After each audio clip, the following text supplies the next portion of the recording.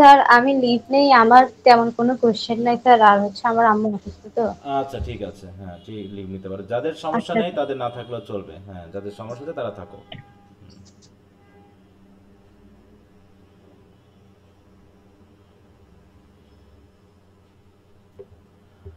আচ্ছা তো কি বলছি দেখো, 2 নম্বর কোশ্চেন।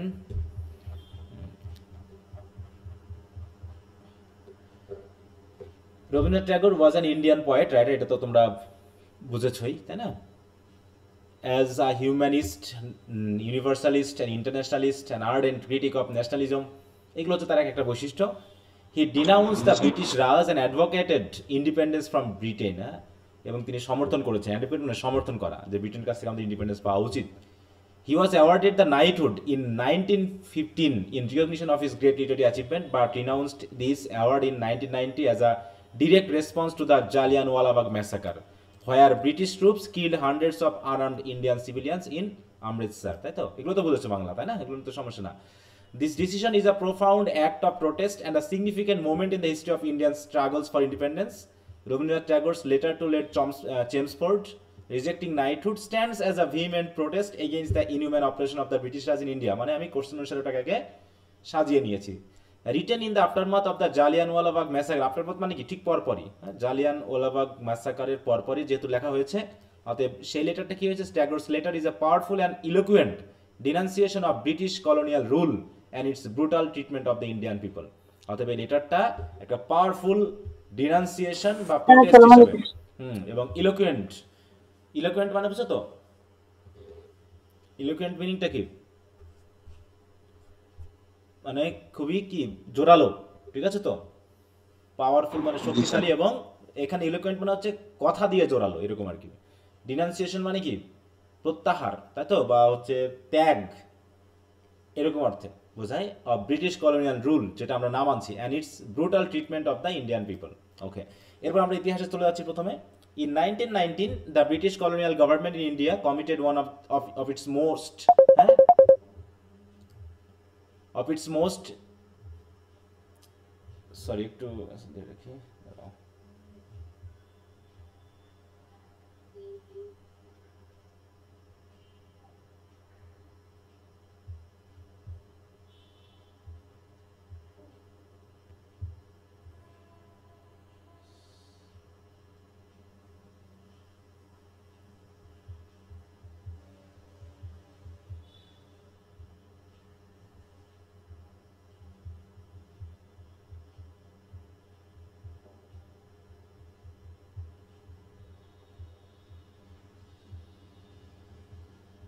ওকে, তা বলছে one of its most egregious atrocities, মানে খুবই জঘন্য, হুম, জঘন্য একটা অ্যাট্রোসিটিস মানে কি বলো তো? ধ্বংসযজ্ঞ, তাই না? কিলিং, যেটা ঘটেছিল, যে নামটা কি, the Jallianwala Bagh massacre. On April 13 1919 British troops under the command of general Reginald Dyer open fire on a peaceful gathering of unarmed civilians in Amritsar, Punjab. এটুকু তো ঘটনা তো ক্লিয়ার নাকি এগুলো? জি স্যার। হ্যাঁ, তাহলে কি করলো? পিসফুল শান্তিপ্রিয় মানুষের উপরে এই ডায়ারের কমান্ডে কি করা হলো? ব্রিটিশ ট্রুপস গুলি করলো, তাই তো? The massacre resulted in the death of hundreds of men, women and children with many more injured, অনেকে আহত হয়েছিল, তাতে সাথে শত শত মানুষ নিহত হলো। This brutal event galvanized, galvanized মানে কি শক্তিশালী করা, আর জোরালো করা ইন্ডিয়ান পাবলিক অপিনিয়ন, মানে জনগণের যে মতামত কাদের বিরুদ্ধে? Against British rule. তাহলে ব্রিটিশ রুলের বিরুদ্ধে জনগণের যে মনোভাব সেটাকে আরো মানে আরো শক্তিশালী করলো। And highlighted the oppressive nature of colonialism, এবং এই কলোনিয়ালিজম যে কতখানি অপ্রেসিভ সেই দিকটা এই ঘটনার মাধ্যম দিয়ে রিপ্রেজেন্টেড হলো বা হাইলাইটেড হলো। The massacre sparked wide speed outrage, মানে ব্যাপক পরিমাণে একটা বিদ্বেষ বা ঘৃণা কি করলো? সৃষ্টি করলো। And was a significant turning point in Indian independence movement, এবং ভারতীয় স্বাধীনতার ক্ষেত্রে এই ঘটনাটা খুবই একটা উল্লেখযোগ্য, মানে কি বলবো, ট্রানজিশনাল পয়েন্ট বা টার্নিং পয়েন্ট, পরিবর্তনের একটা বিশেষ কেন্দ্র। It expose the brutality of British rule and galvanized Indian leaders and the public to intensify their struggle for freedom. তাহলে এই কিলিংটা, এই ব্রুটাল কিলিংটা কি করলো? ব্রিটিশ রুল, তাই তো, কতখানি খারাপ হতে পারে সেটা এক্সপোজ করলো, এবং ইন্ডিয়ান লিডার্স এবং পাবলিকদের মধ্যে স্বাধীনতার জন্য যে স্ট্রাগল সেটাকে আরো ইন্টেন্সিফাই করতে সাহায্য করলো। Rabindranath Tagore, the renowned poet and Nobel laureate, renounced his knighthood in protest against the atrocities. আর এই ধ্বংসযজ্ঞের বিরুদ্ধে আমাদের নোবেল লরেট, তাই তো, কবি কি করলো, এইটার বিরুদ্ধে প্রতিবাদ করলো। হি ওয়াজ প্রোফাউন্ডলি শেকেন বাই দিস ব্রুটালিটি। এই যে নিষ্ঠুরতা, এই নিষ্ঠুরতার দ্বারা তিনি ব্যাপকভাবে মানে কি হলো, মানে ক্ষতবিক্ষত হয়েছিলেন, বা কি বলবো এটাকে, আঘাত পেয়েছিলেন। In his letter Tagore expressed his profound sorrow and indignation over the massacre. আর তার লেটারে তিনি দেখিয়েছেন, হ্যাঁ, যে তার কতখানি দুঃখবোধ এবং কতখানি ঘৃণাবোধ ব্রিটিশদের প্রতি এবং জনগণের প্রতি দুঃখবোধ তিনি এক্সপ্রেস করেছেন। কিভাবে? এই লেখার মাধ্যম দিয়ে। হ্যাঁ, he wrote, the time has come when badges of honour make our shame glaring in their incongruous context of humiliation. তাই না? এটা তো টেক্সট আমাদের জানা আছে নাকি? এই টেক্সটের লাইনটা এখানে দেওয়া হয়েছে যে আমাকে যে সম্মান দিয়েছেন, পরিস্থিতি ভেদে এই সম্মানটা আমার কাছে আরো বেশি অসম্মানের জিনিস হয়ে গেছে। এইটা বলার মাধ্যমে তিনি দেখিয়েছেন যে তিনি কতখানি ঘৃণা প্রদর্শন করেছেন ব্রিটিশ রাজের প্রতি। Tagore's words reflect the deep sense of betrayal. তাহলে এই কথার মধ্য দিয়ে বোঝা যাচ্ছে যে তিনি কতখানি মানে প্রতারিত হয়েছেন, অ্যান্ড আউটরেজড, এবং কতখানি রেগে গিয়েছিলেন, যেটা felt by Indians in response to the massacre. যে আউটরেজটা বা যে ঘৃণাটা বা যে বিদ্বেষটা ইন্ডিয়ানরা ফিল করেছে এই ম্যাসাকারের প্রতিবাদে। হ্যাঁ, where hundreds of armed civilians were mercilessly gunned down by British troops under General Dyer's orders. By rejecting the knighthood, Tagore conveyed his grief and anger at the inhumanity of the British Raj. Okay. Tagore's rejection of the knighthood was also a moral and ethical stand against the British government's action. তিনি শুধুমাত্র যে জনগণের হয়ে প্রতিবাদে অংশগ্রহণ করলেন তা নয়, বরং তার নিজের ভিতরের দিক থেকেও তিনি যে নৈতিকভাবে ব্রিটিশ গভর্নমেন্টের বিরুদ্ধে গেছেন সেটাও কিন্তু প্রকাশ পেয়েছে। তিনি শুধু বাইরে লোক দেখানোর জন্য বা জনগণের কাছে ভালো হওয়ার জন্য যে আসলে তিনি প্রতিবাদ করেছেন তা নয়। He could not reconcile the honour. তিনি হয়তো ভাই অনারটাকে রিকনসাইল না করলেও পারতেন, তাই না? Bestowed upon him with the dishonour inflicted upon his fellow countrymen. তিনি চাইলে তো রিকনসাইল নাও করতে পারতেন, যে থাক না, যাহাই হোক, এরকম করতে পারতো, তাই না? কিন্তু তিনি সেটা করেননি। In his letter he emphasised that accepting the knighthood in the wake of such atrocities, মানে এইরকম জঘন্য হত্যাকাণ্ডের সময়ে এই নাইটহুডটা অ্যাকসেপ্ট করাটা would be a tantamount to condoning the British government's oppressive actions. মানে এটা বড় ধরনের একটা কি বলবো মানে স্টেপ হয়ে যাবে, তাই তো, যে আমরা ব্রিটিশ সরকারের অপ্রেসিভ অ্যাকশনগুলোকে মানে কি করছি, গ্রহণ করে নিচ্ছি। যে আমি যদি এই নাইটহুডটাকে গ্রহণ করে নিই, এটার মানে হবে যে আমি ব্রিটিশ সরকারের যে অপ্রেসিভ অ্যাকশন এটাকে আমি মেনে নিচ্ছি। মেনে নেওয়ার একটা বিশেষ কন্ডন মানে কি, মেনে নেওয়া, তাই তো, মানে আপোষ করে নেওয়া, এটা বোঝাচ্ছে। The act of renunciation highlight Tagore's unwavering commitment to justice and human dignity. Unwavering মানে কি, দৃঢ়, তাই তো, আনওয়েভারিং কমিটমেন্ট এবং জাস্টিস অ্যান্ড হিউম্যানিটি, এগুলোর প্রতি তার যে দৃঢ় একটা কমিটমেন্ট আছে যে আমি এগুলো মেনে চলবো, এর বিরুদ্ধে আমি যাবো না বা এর বিরুদ্ধে যাব, এগুলোকে তিনি স্ট্রংলি সাপোর্ট করে গেছেন। By renouncing his knighthood, he aimed to distance himself from the British government. তিনি দূরত্ব বজায় রাখার চেষ্টা করেছেন and its oppressive policies. He stated, I, for my part, wish to stand shorn of all special distinction. তাই তো, সকল প্রকার স্পেশাল ডিস্টিংশন বাদ দিয়ে আমি চাই দাঁড়াতে কাদের পাশে, by the side of my countrymen who for their so called insignificance, তারা তথাকথিত গুরুত্বহীনতার কারণে are liable to suffer a degradation not for human beings. তাহলে হিউম্যান বিং এর জন্য যোগ্য নয় এমন ডিগ্রেডেশনে যারা সাফার করতেছে সেই সকল মানুষের পাশে আমি দাঁড়াতে চাই, সকল প্রকার ডিস্টিংশন ত্যাগ করে।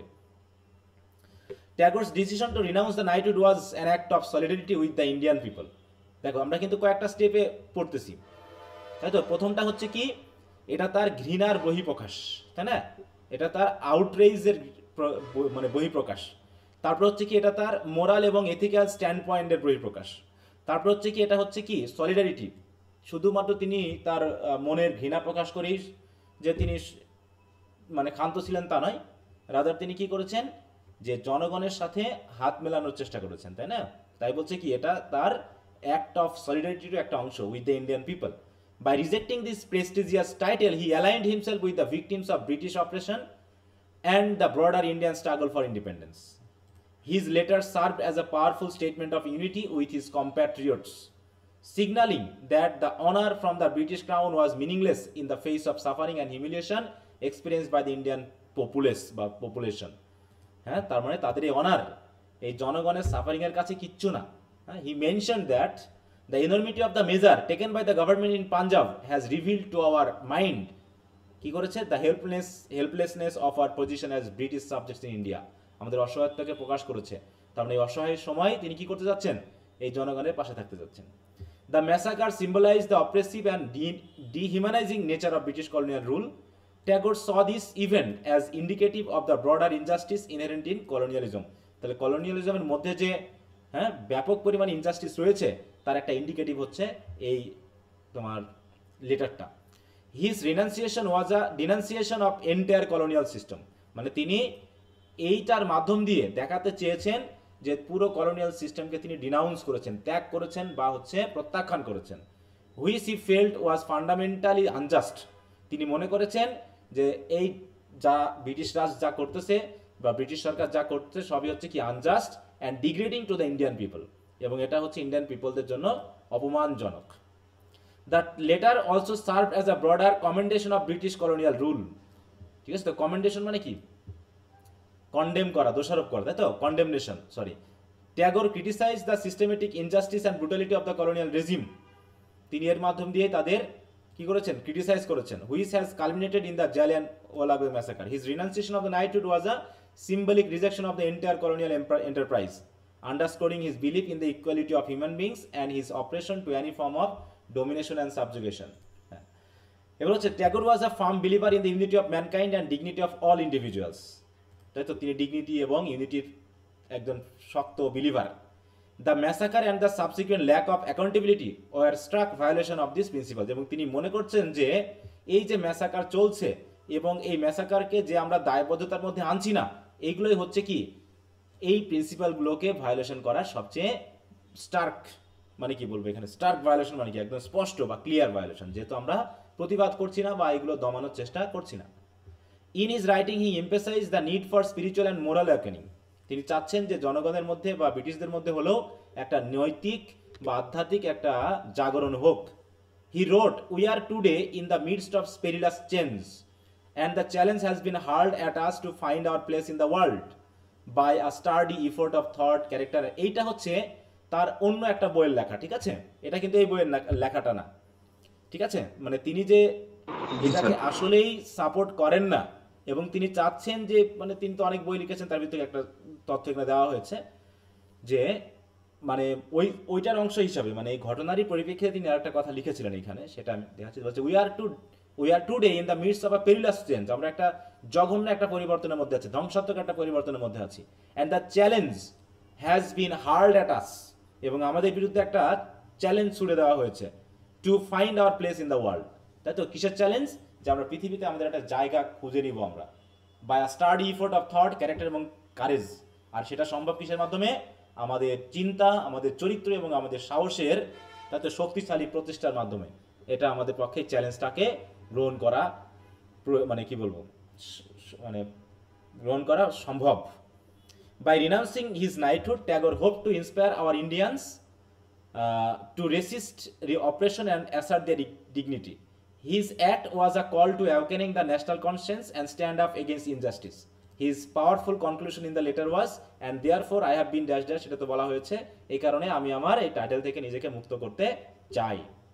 বলছে Tagore's letter was not just an expression of protest, শুধু এটা প্রোটেস্টেরই এক্সপ্রেশন নয়, but also a call for change. By rejecting the knighthood he hope to awaken the conscience of the British authorities and the global community to the injustice being perpetrated in India. ঠিক আছে, তো যে তিনি চাচ্ছেন যে অন্তত শুধুমাত্র তাদের বিরুদ্ধে প্রতিবাদ করাই না, বরং ব্রিটিশ অথরিটির মধ্যে একটা বিবেককে জাগরণ করা, এবং শুধু ব্রিটিশ অথরিটি নয়, এমনকি গ্লোবাল কমিউনিটির মধ্যেও এই ইনজাস্টিসের বিরুদ্ধে যাতে একটা বিবেক, কনসিয়েন্স যাতে জাগরিত হয়, সেটাও এই লেটারের একটা উদ্দেশ্য। His act of defence was intended to draw attention to the urgent need for reform, এবং তার এই ডিফেন্সটা, তার এই প্রতিবাদটা অ্যাটেনশনকে ড্র করতে পেরেছে সারা বিশ্বের মানুষের, যাতে একটা কি একটা রিফর্ম এখানে হয়। and to inspire others to join the struggle for Indian independence, এবং সাথে সাথে অন্যান্য দেশের মানুষ বা অন্যান্য দেশের নেতারাও যেন ইন্ডিয়ান ইন্ডিপেন্ডেন্সের যে স্ট্রাগল এটাতে তারা যেন জয়েন করে। তাহলে এই হচ্ছে তার হচ্ছে in conclusion Rabindranath Tagore's letter to Lord Chelmsford is a vehement protest, তো it articulates the deep outrage and grief felt by the Indian people in the wake of Jallianwala Bagh massacre and stands as a powerful moral and ethical condemnation of British colonial rule. Tagore's renunciation of his knighthood was an act of solidarity with his fellow countrymen and a symbolic rejection of the entire colonial enterprise, যেটা আমরা বললাম তারই সংক্ষিপ্ত উপস্থাপনা এখানে। His letter remains a poignant and inspiring testament to the struggle for justice and human dignity. poignant মানে কি উল্লেখযোগ্য, হ্যাঁ, এবং সকলের কাছে বোধগম্য। অ্যান্ড ইন্সপায়ারিং মানে কি একটা মানে কি বলবো উৎসাহজনক একটা টেস্টামেন্ট মানে কি সাক্ষ্য, তাই তো, বা প্রমাণ, বা একটা কি বলবো পদক্ষেপ এই জাস্টিস এবং হিউম্যান ডিগনিটির প্রতি যে স্ট্রাগল সেটার প্রতি। তো মোটামুটি যেহেতু এটা গল্প সিস্টেম না, আমি আগেই বলেছি তাই না, যে এই তিনটাতে তোমাকে একটু মানে ইতিহাস তারপরে হচ্ছে ভাষাগত ব্যাপারটাও একটু স্ট্রং হবে, হ্যাঁ, এখানে যে কথাগুলো আসবে সেগুলো। তো এখানে তুমি বা তোমরা ইয়া করবা যে কোন কোন বিষয়গুলো দিবা যেগুলো অনেকটা কিছু কথাবার্তা আছে রিপিটেশন হচ্ছে, কারণ কোহেরেন্স বা কোহেশনের জন্য রিপিটেশন প্রয়োজন, যেটা আমরা রাইটিং স্কিলসে পড়েছি তাই না, যে রিপিটেড ওয়ার্ডসও কিন্তু আমাদের প্রয়োজন একটা লিঙ্ক লাগানোর জন্য। তো সেই হিসাবে যতটুকু পারা যায় প্রত্যেকটা কোশ্চেনের লেন্থ আমি এটা 2 পেজ দেওয়ার চেষ্টা করেছি, 2, তাই তো, এটা কতটুকু হচ্ছে 2 পেজ। আর কোটেশনগুলো একটু দেওয়ার চেষ্টা করবে, কোটেশন দিলে ভালো হবে, হ্যাঁ, কোটেশন ছাড়া এটাকে বড় বা আলোচনা করে ইয়া করাটা খুব কঠিন, কারণ এখানে গল্প কাহিনী নেই, হ্যাঁ, এখানে জাস্ট পয়েন্ট আউট করে কিছু বিষয়কে দেখাতে হচ্ছে এবং একই কথা ঘুরে ফিরে বলতে হচ্ছে। একবার দেখানো হচ্ছে জনগণের সাথে সলিডারিটি, আর একদিকে হচ্ছে তার একটা প্রতিবাদ, আর একদিকে হচ্ছে ব্রিটিশ সরকার এবং বিশ্ব জনগণের কি বিবেককে জাগরিত করা, আর একটা হচ্ছে একটা শুধুমাত্র প্রতিবাদ করাই নয়, একটা রিফর্ম নিয়ে আসা, ইত্যাদি বিষয় কিন্তু দেখো একটা একটা প্যারার একটা স্টেপ হিসাবে কিন্তু গ্রহণ করে লেখা যেতে পারে এইভাবে। আচ্ছা, তো বুঝতে পারছো তো নাকি? জি স্যার, কিছু কিছু বুঝছিলাম কিন্তু আপনি বুঝাই দেওয়ার পর আরো ক্লিয়ার হলো। হ্যাঁ, মানে স্টেপগুলো একটু খেয়াল করবা যে এখানে একই কথা ঘুরে ফিরে আসলেও মানে কোন বিষয়টাকে আলোচনা করতে এটাকে ব্যবহার করা হয়েছে সেটা খেয়াল করতে হবে, ঠিক আছে? Okay sir.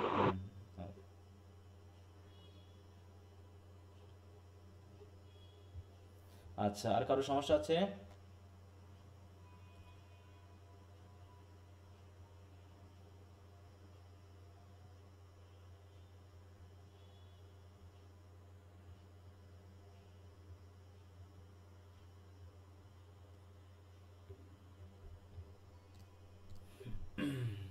Letter to Lord চেমসফোর্ডের আর কারো সমস্যা আছে? না স্যার। আচ্ছা, তাহলে ভেরি গুড। এরপর হচ্ছে আই হ্যাভ আ ড্রিম আছে, তাই না? এটা কি সব আমরা পড়েছি? এই দুটো টপিক আমি এই সপ্তাহে বা এই আজকের দিনের জন্য একটু পড়তে বলেছিলাম।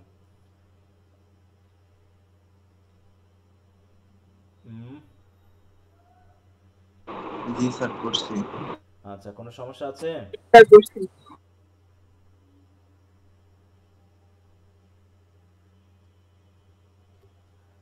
এই দুটোতে কারো সমস্যা নেই?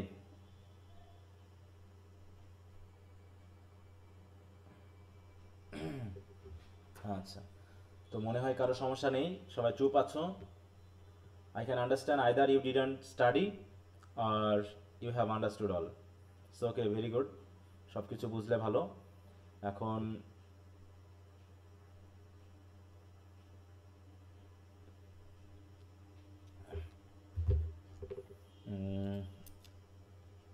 আমেনা আক্তার কান্নার রিয়াক্ট দিল কেন? কোনো সমস্যা? পড়াশোনা হচ্ছে না? স্যার বরাবর বলছেন স্যার, দীর্ঘ স্যার 1.5 সপ্তাহ আমি মানে বিছানা থেকে মাথায় তুলতে পারি না স্যার, এত অসুস্থ ছিলাম স্যার। 1.5 সপ্তাহ স্যার, প্রেশার লো, তারপর আর অনেক কিছু, আচ্ছা, মাথা তুলতে পারতেছিলাম না স্যার। আচ্ছা, ওকে, তো সুস্থ থাকার চেষ্টা করতে হবে, কারণ পরীক্ষার মধ্যে অসুস্থ হলে জীবনের একটা বড় ধরনের ক্ষতি হয়ে যাবে। হ্যাঁ, এখানে যেভাবে হোক সুস্থ থাকার জন্য চেষ্টা করতে হবে, অন্তত পরীক্ষার পরে যাহাই হোক। কিন্তু পরীক্ষার আগ মুহূর্ত পর্যন্ত এমন কিছু করা যাবে না যেটা অসুস্থতার কারণ হতে পারে। অতিমাত্রায় পরিশ্রম স্যার করা, মাথায় তুলতে পারি না, হ্যাঁ, তারপর হচ্ছে খালি মাথা ঘোরাই। উল্টাপাল্টা খাওয়া দাওয়া করা যাবে না। মানে মোটামুটি সুস্থ থাকার জন্য যেটা করতে হবে সেটা করতে হবে। আচ্ছা, এখন বিষয় হলো যদি প্রবলেম কারণ না থাকে তো ভালো, এটা নিয়ে টেনশন করার কিছু নাই। তাহলে নেক্সট টপিক হচ্ছে কি আমাদের long walk to freedom Silas Marner and এবং সাইলাস লং মার্নার, তাই তো? তাহলে তোমরা লং ওয়াক টু ফ্রিডমটা আগামী ক্লাসের মধ্যে পড়ে ফেলো। আগামী ক্লাসে আমরা সাইলাস মার্নারের সামারি নিয়ে আলোচনা করব, ঠিক আছে? সাইলাস মার্নার, তাহলে লং ওয়াক টু ফ্রিডমটা যেহেতু আছে ওটা, আর সাইলাস মার্নারের ক্লাসটা আমরা আগামী দিন আলোচনা করব। এই তো হচ্ছে ব্যাপার, কারণ এর এক ক্লাসে আমরা ওটাকে শেষ করার চেষ্টা করব যাতে ওটা আমাদের হয়ে যায়। আর আরেকটা বিষয় হলো যে এটা দিয়ে মোটামুটি আমাদের কিন্তু আলোচনা শেষ হয়ে যাবে, মানে কভার হয়ে যাবে, ঠিক আছে তো? তারপর টেস্ট নিয়ে আমাদের শেষ হবে। এখন তারপরে রুটিন অনুসারে, এখন রুটিনের সময় অনুসারে আমরা চেষ্টা করব প্রতি সপ্তাহে, যদি আমরা মোটামুটি কয় সপ্তাহ পাবো তার উপর ডিপেন্ড করে আমি তোমাদের ফাইনাল প্রিপারেশনের হিসাবে যে 80 মার্কের যে পরীক্ষা সেগুলো নেওয়ার চেষ্টা করব। এর ভিতরে তোমরা একটু রিভিশন দিবা। আমি এর ভিতরে শেষ হয়ে যাওয়ার পরে এক সপ্তাহ করে দিতে থাকবো। তারপরে যদি মনে হয় শেষেরগুলো যেগুলো থাকবে সেগুলো আমরা দ্রুত নেওয়ার চেষ্টা করব।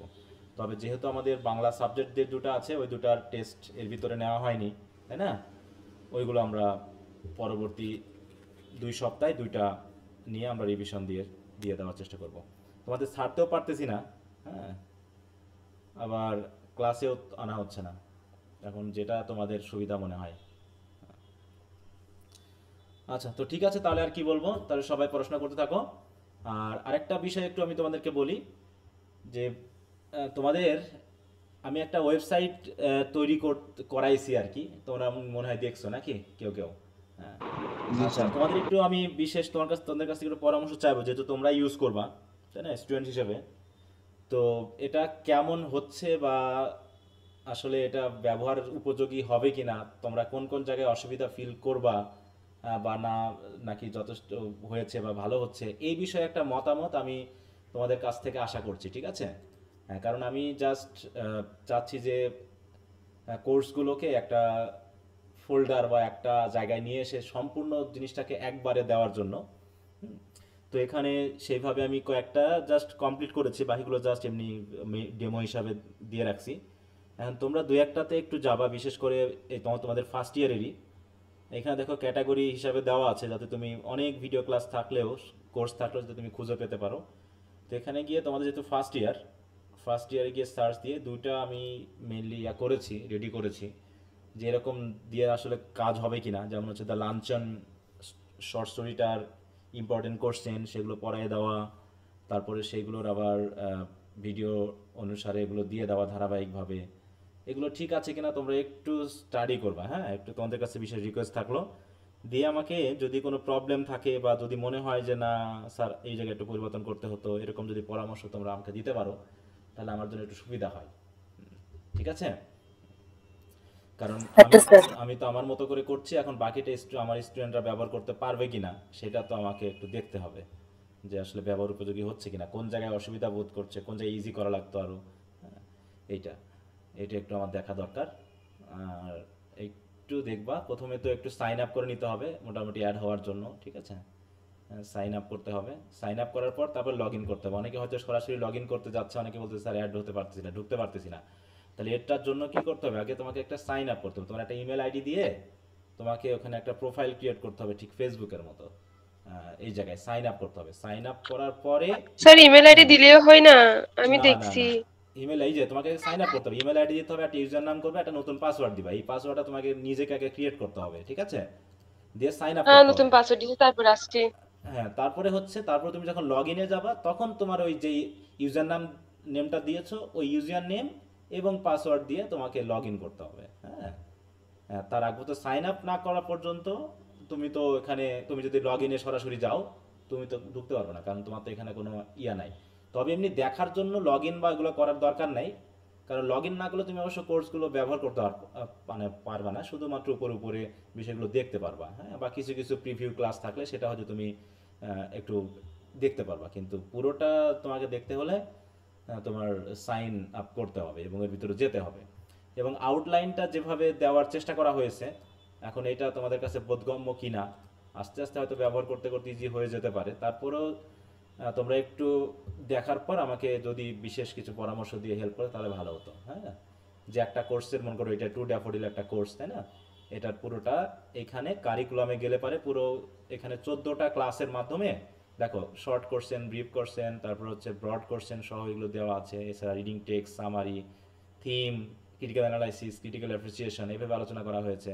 তারপর points life and literary career, background information, মানে প্রথম থেকে একদম শুরু থেকে কোশ্চেন স্যার আনসার এখানে পর্যন্ত। মানে এটাতে কিভাবে লগ ইন করবো? গুগলে গিয়ে কি মানে সার্চ দিবা, ওয়েবসাইটটার নাম লিখবো হ্যাঁ কি গুগলে দিয়ে? গিয়ে, হ্যাঁ মানে গুগলে, আমাদের ইয়ার নাম দিয়ে? আচ্ছা মনে করো তুমি এটার নাম দিলা যে ইউটিউব ক্যান লার্ন ইংলিশে, তুমি সার্চ দিলা, তুমি ওয়েবসাইটের লিংক জানো না, ঠিক আছে? তো মনে করো তুমি লিংক জানো না, এটা দিয়ে সার্চ দিলে তোমার এখানে ইউটিউব ক্যান লার্ন ইংলিশের এই দেখো ওয়েবসাইটের ইয়াটা শুরুতেই আসবে, বা হচ্ছে ইউটিউব আসবে, ফেসবুক আসবে, মানে ইউটিউব ক্যান লার্ন ইংলিশের যা যা প্ল্যাটফর্ম আছে সবগুলো এখানে চলে আসবে। বুঝছি স্যার, হ্যাঁ, বুঝছি।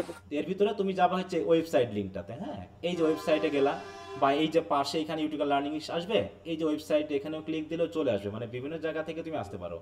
অথবা তুমি যে শুধুমাত্র এটা লিখতে পারো যে www.you2canlearnenglish.com, হ্যাঁ, এটা লিখেও সার্চ দিলেও তোমার চলে স্যার আসবে। তো এখানে কি বারবার আমার গুগলে গিয়ে সার্চ করে করে না না ঢুকতে না হবে না এটাতে? না না না না, বারবার তোমাকে সার্চ করে ঢোকার দরকার হবে না। তুমি একবার সাইন আপ করে ইয়া করে তুমি ওটাকে ইয়া করতে পারো। তোমার হচ্ছে ওই যে মোবাইলে কি করা যায়, অ্যাড টু স্ক্রিন, তাই তো? ওইটাকে যখন তুমি যাবা, তোমরা মোবাইলে দেখবা যে একটা ওয়েবসাইট বা কোনো কিছু যখন তুমি ওপেন করো, তখন ওখানে অ্যাড টু স্ক্রিন বলে একটা অপশন আসে। হুম, ওইটাতে তোমরা গিয়ে মোবাইলে তোমরা কিন্তু স্ক্রিনেই ওটাকে সেভ করে নিতে পারবা। হুম, অটোমেটিক ওটাকে কিন্তু তোমরা সেভ করে নিতে পারবা। আমি একটা জিনিস দেখাই দিব তোমাদের এখানে। ওখানে গেলে দেখবা যে এখানে একটা অপশন আসে, এটা আসে হচ্ছে অ্যাড টু হোম স্ক্রিন বা এরকম একটা বিষয় আসে। এটা এরকমটা করছো জি কখনো? Sir. Add to home screen, হ্যাঁ, ওই যে ডানে জি গিয়ে স্যার। তোমরা থ্রি ডট আছে, ওই থ্রি ডটে গিয়ে অ্যাড টু হোম স্ক্রিনে দিলে ওই ওই জিনিসটা তোমার হোম স্ক্রিনে থেকে থেকে যাবে। তারপরে তুমি যদি একবার লগ ইন করে থাকো তাহলে আর লগ ইন করা লাগবে না, ওটা অটোমেটিক ওই সাইনটার উপরে বুঝছি স্যার। ক্লিক করলে অটোমেটিক তোমার ভিতরে ঢুকে যাবে। হ্যাঁ, ঢুকে যাওয়ার পরে এটা তো কম্পিউটারে একরকম লাগতেছে, মোবাইলে আরেক রকম আছে, এবং এটার একটা অ্যাপও বানানোর চিন্তা ভাবনা চলতেছে। তো ওটা রেডি হয়ে গেলে ওটা অ্যাপটা পেয়ে যাবা, তাহলে সুবিধাটা হয়ে যাবে। হ্যাঁ, তো একটু তোমাদের কাছে পরামর্শ, যেহেতু তোমরা আছো, কারণ সুবিধা অসুবিধাটা তোমরা আমাকে সরাসরি বলতে পারবা। হ্যাঁ, এটা আমি চাচ্ছি আর কি। ওকে, তো ঠিক আছে, তাহলে যদি আর কোনো কারো জানার কিছু না থাকে তো আজকে এখানে শেষ করছি। তো আশা করি আগামী ক্লাসে আবার তোমাদের সাথে কথা বলতে পারবো। তবে যে টপিকটা দিলাম বিশেষ করে একটাই তো নাকি, লং ওয়াক টু ফ্রিডমটা এটা পড়ে ফেলো, জি স্যার। আর সাইলাস মার্ডার নিয়ে আমরা আগামী দিন বিস্তারিত কথা বলবো।